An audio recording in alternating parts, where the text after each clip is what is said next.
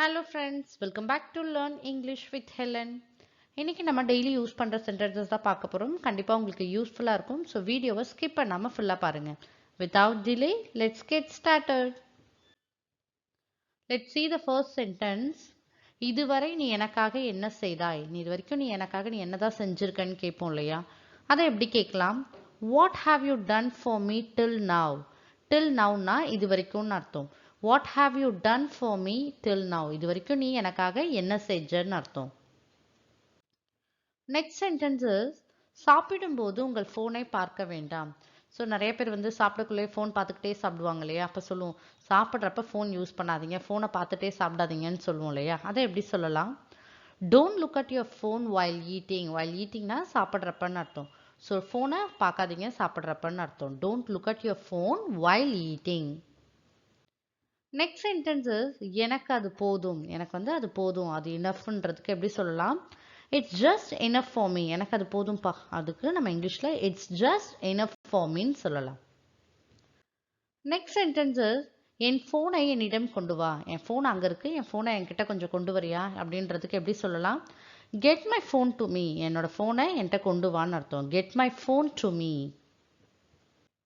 Next sentences நான் சொல்லும் வரை எங்கும் போகாதே. அப்படின்னா நான் சொல்ற வரைக்கும் நீங்க எங்கேயுமே போகக்கூடாது, இங்கே தான் இருக்கணும்னு சொல்லுவோம் இல்லையா? அதை எப்படி சொல்லலாம்? Don't go anywhere until I tell you. நான் சொல்ற வரைக்கும் நீங்க எங்கேயுமே போகக்கூடாதுன்றது அர்த்தம். Don't go anywhere until I tell you. Next sentences நான் அவரை பார்க்கவே இல்லை. நான் அவரை பார்க்கவே இல்லைன்றதை எப்படி சொல்லலாம்? I did not even see him. அப்படி இல்லைனா I did not see him கூட சொல்லலாம். நான் அவரை பார்க்கவே இல்லைன்றதுக்கு அர்த்தம். I did not even see him. Next sentences அவர் குரட்டை விடுகிறார். நிறைய பேர் தூங்குறப்ப குரட்டை விடுவாங்க இல்லையா? அவர் ரொம்ப குரட்டை விடுறான்றதை எப்படி சொல்லலாம்? He is snoring. அப்படின்னா அவர் குரட்டை விடுறாருன்னு அர்த்தம். He is snoring.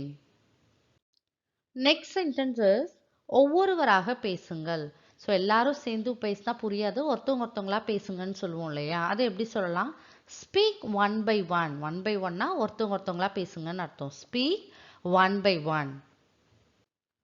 Next sentences அவர் எப்போதும் பிஸியாக இருப்பது போல் நடிக்கிறார். அவர் எப்பயுமே பிஸியா இருக்கிற மாதிரியே நடிச்சிட்டு இருப்பாருன்றதை எப்படி சொல்லலாம்? He always pretends to be busy. Pretendingனா ஆக்டிங்னு அர்த்தம். ஸோ அவர் பிஸியா இருக்கிற மாதிரியே ஆக்ட் பண்ணுவாருன்னு அர்த்தம். நெக்ஸ்ட் சென்டென்சஸ் இதை தான் நான் உங்களுக்கு சொல்ல விரும்பினேன். இதை தான் நான் உங்களுக்கு சொல்லணும்னு நினச்சிட்டு இருந்தேன்னு சொல்லுவோம் இல்லையா? அதை எப்படி சொல்லலாம்? This is what I wanted to tell you. இதை தான் நான் உங்களுக்கு சொல்லணும்னு நினச்சிட்டு இருந்தேன் சொல்லுவோம் இல்லையா? This is what I wanted to tell you.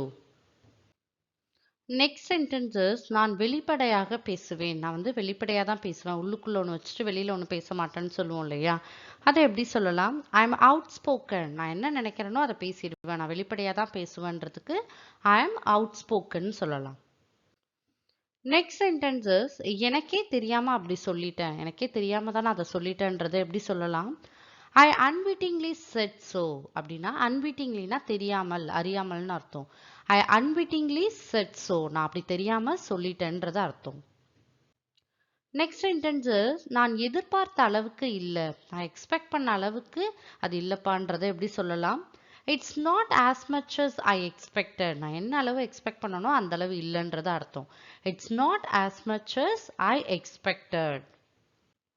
Next sentences ஒரு விஷயத்தை செய்யறதுக்கு முன்னாடி யோசி. ஒரு விஷயத்தை நம்ம செய்யறதுக்கு முன்னாடி நம்ம யோசிச்சுட்டு செய்யணும் இல்லையா? அதை எப்படி சொல்லலாம்?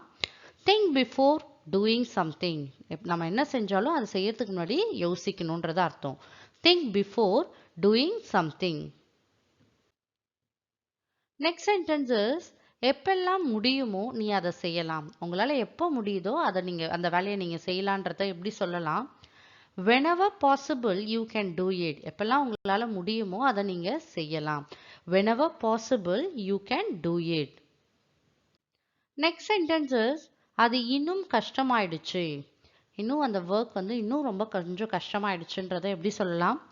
It became even more difficult. நான் அந்த ஒர்க் ரொம்ப ஈஸின்னு நினைச்சேன், பட் இன்னும் அது கஷ்டமாக தான் ஆயிடுச்சுன்றதுக்கு எப்படி சொல்லலாம்? It became even more difficult. So my dear friends, definitely I hope this video will be useful for you. If you like this video, like and share with your friends and kindly subscribe the channel and keep supporting me. Thank you, friends.